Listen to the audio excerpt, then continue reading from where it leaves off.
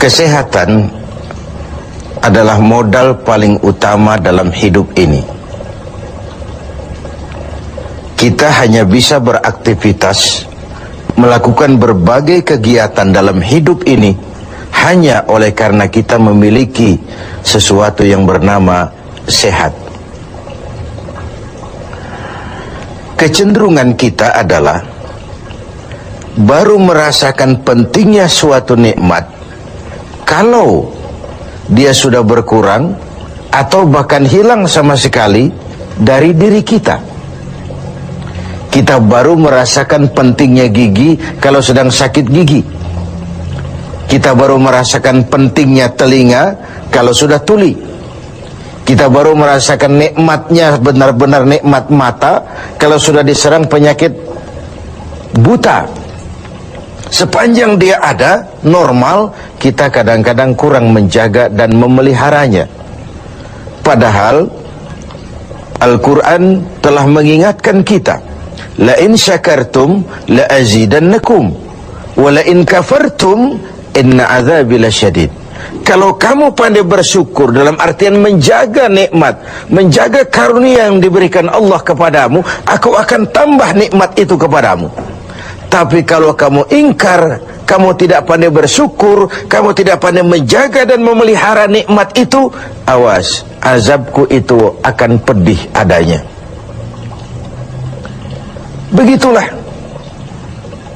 kesehatan ini menjadi modal utama. Kita melaksanakan puasa, selesai itu kita berangkat ke masjid melaksanakan sholat tarawih, kemudian tadarus Al-Quran, bahkan ibadah haji, jihad sekalipun hanya mungkin kita laksanakan kalau kita mempunyai sesuatu yang bernama sehat.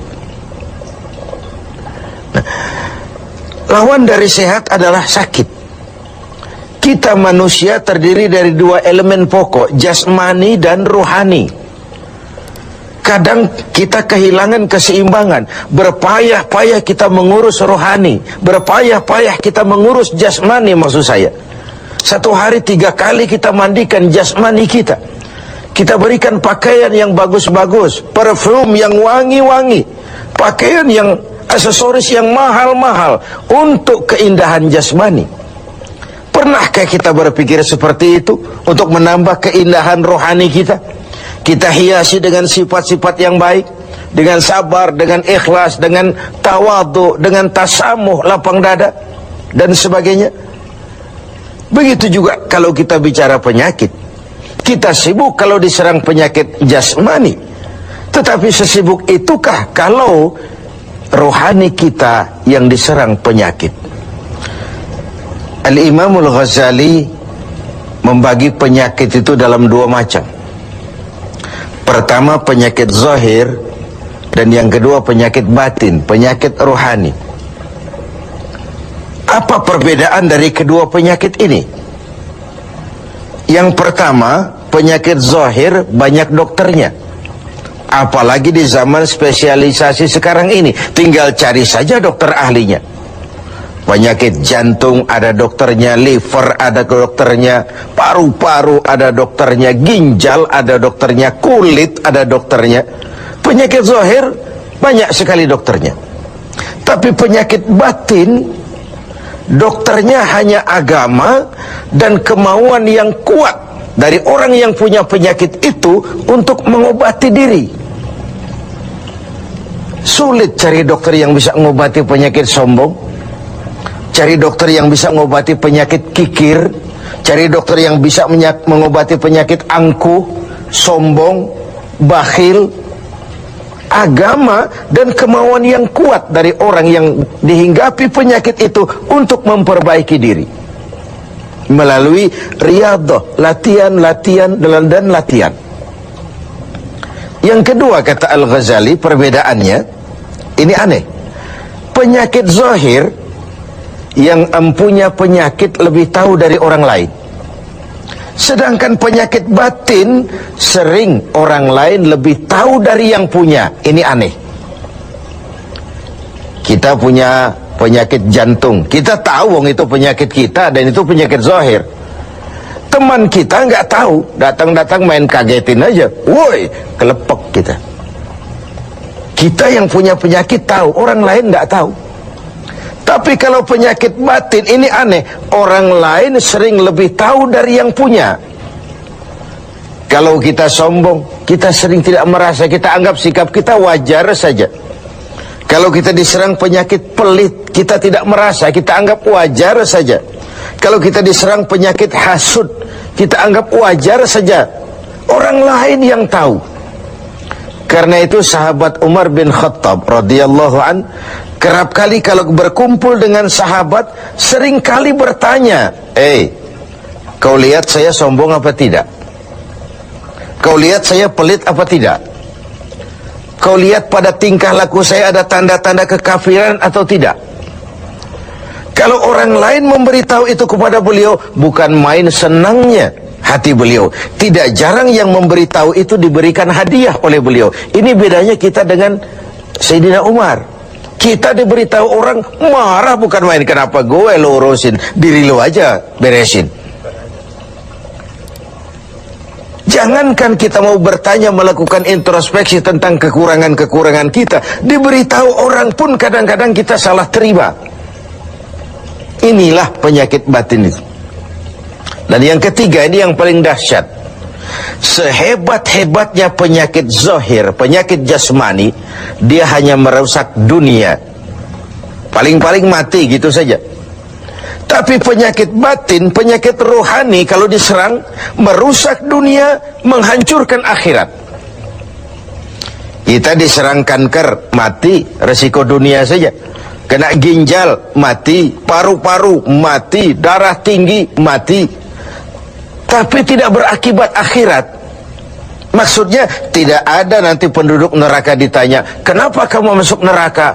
Kanker pak? Tidak ada. Kenapa kamu masuk neraka? Tumor pak? Juga tidak. Yang menyebabkan masuk neraka itu penyakit rohani. Jadi kata Al-Ghazali, penyakit rohani itu kalau diserangnya kita, rusaklah dunia, hancurlah akhirat. Kita diserang penyakit sombong, di dunia dikucilkan dari pergaulan, di akhirat jelas juga tempatnya. Kita diserang penyakit kikir bin pelit. Di dunia siapa yang mau bergaul dengan orang pelit? Walaupun kita sendiri kadang-kadang pelit. Tapi di akhirat juga tempatnya jelas. Hasud, iri hati, menggeragoti amal sendiri. Di dunia kita sulit hidup karena senang lihat orang susah, atau susah lihat orang senang. Itu kan tandanya hasud itu, iri, dengki. Lihat orang susah, senang. Lihat orang senang, susah. Di dunia saja sudah susah hidup, susah gemuk. Di akhirat jelas juga tempatnya. Karena itu kata Al-Ghazali, heran saya ini. Kalau diserang penyakit zahir, cepat-cepat kita lari ke dokter. Tidak ada uang, berutang pinjam pun maulah. Diserang demam, diserang flu, diserang segala macam penyakit zahir, panik, cepat lari ke dokter. Atau paling tidak puskesmas yang terdekat. Puskesmas tidak berhasil, cari ke rumah sakit umum. Rumah sakit umum masih gagal, cari dokter spesialis. Tidak ada ongkos, jual apa yang bisa dijual. Karena kita tidak kepengen diserang penyakit jasmani.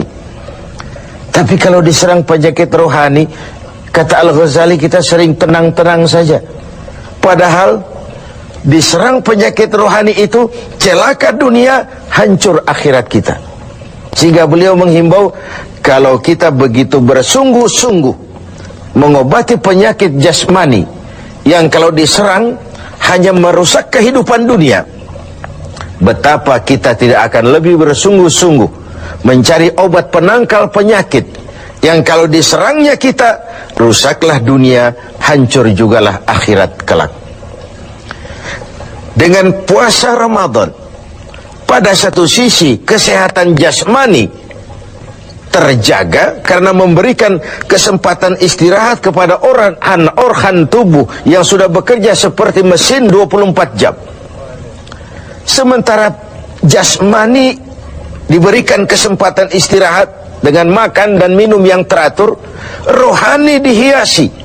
Dengan puasa timbul sabarnya, dengan puasa timbul jujurnya, dengan puasa timbul ikhlasnya, dengan puasa timbul sikap rendah hatinya. dihiasi dengan perhiasan-perhiasan yang menyehatkan rohani kita. Inilah mana ucapan Nabi, sumu tasihu, berpuasalah kau, niscaya kau akan sehat. Bukan sekadar sehat jasmani, tapi juga sehat rohani. Karena itu kita sering berbangga dengan perhiasan jasmani, dengan berbagai merek yang kita pamerkan kepada teman-teman kita. Kita pakai jam tangan Rolex, kita pakai baju Versace, Gianni Versace, kita pakai tas Louis Vuitton, berpayah-payah kita menghiasi jasmani kita. Sementara rohani kita merana, rohani kita sakit, rohani kita kering kerontang, kita nyaris tidak pernah memberikan perhatian. Inilah Ramadan, nuansa di mana kita menumbuhkan keseimbangan antara pertumbuhan jasmani kita dengan kesehatan rohani kita. Kalau sehatlah jasmani dan sehatlah rohani, maka terciptalah keseimbangan, keindahan jasmani yang berpadu dengan keindahan rohani.